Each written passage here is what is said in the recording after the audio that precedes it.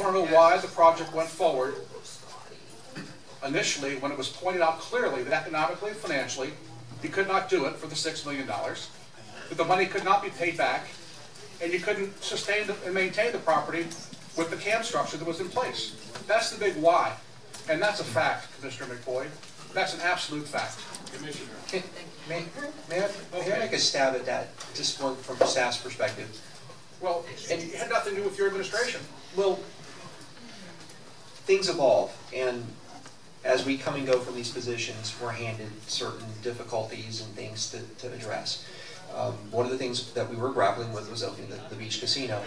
And the fact of the matter is, it has some issues that we're having to address from a revenue standpoint. It has unanswered questions about certain facilities up there, like the pool and pool building. I think I made the mistake when I first came here. I said the pool was a white elephant, and I got my head handed to me. But the fact of the matter is, you know, it's not a revenue producer. It costs money. It's an amenity. And honestly, you know, we don't have plans at the beach right now to really maintain and take care of this tremendous facility, you know, repair and replacement budgeting. We're just trying to hold on by our fingernails to balance the budget each year. And yes, we can address raising the parking. We can try to rent out the space upstairs and come up with creative ways to reduce costs. From staff's perspective, that's why we went out and asked the question. We weren't getting proposals necessarily that made sense, and we wanted to go through a process to present to the commission in a public format some options. As you can see, the negotiations that did occur actually did hone some of these. But here's the point. We said, here's what's here, give us your best ideas. We have no control over what gets proposed by the private sector, okay? That's their ideas and concepts. Whether or not you decide to do them is the public process that's before your feet that goes through that. Somehow, just asking the question is a taboo, and I think that's what I keep hearing from people. Don't ask the question, what's possible in this city? Don't ask the questions, what's possible, be it at the beach, be it it's on the road infrastructure, and all these things around the city that has to be addressed, guys.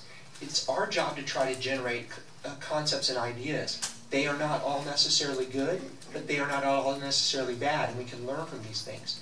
That's all this process was. It's divided the city. Each time we come up with some process or something that we should be looking at analytically and respectfully and having a discussion as family, we end up arguing. We become divisive and we take sides and pot shots because we don't trust each other. This is a city that lacks trust. It doesn't matter what you say all day, one side or the other side's not going to believe it. And as staff, we scratch our heads. Because you know what? At the end of the day, after the arguing and fighting's gone away, the problem still exists. So why do we do this? We're trying to solve some problems. And in a rational environment where people sit down and have discussions and have some trust and build trust, you can decide which things you want to do and don't want to do. But not asking the questions is honestly unacceptable because you're never ever going to move anything forward. There are problems at the beach. We need to do some things there. We are not taking care of that facility like it should.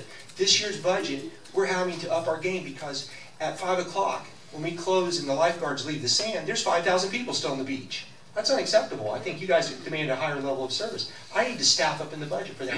We haven't been maintaining. I get pictures every morning from some of the people in the audience. The garbage cans aren't being emptied. They're overflowing because I don't have the staff and the times. The pool, good, bad, or indifferent, was built for a swim culture. It's an Olympic-sized swimming pool. I can't spend the money to make it qualify for Olympic swimming anymore because it would cost a tremendous amount of money. But we are stuck operating it. We're operating it 26 hours. That's not enough for some people. It's too much for others. So you ask the question, what can we do to possibly solve that problem? That's the why.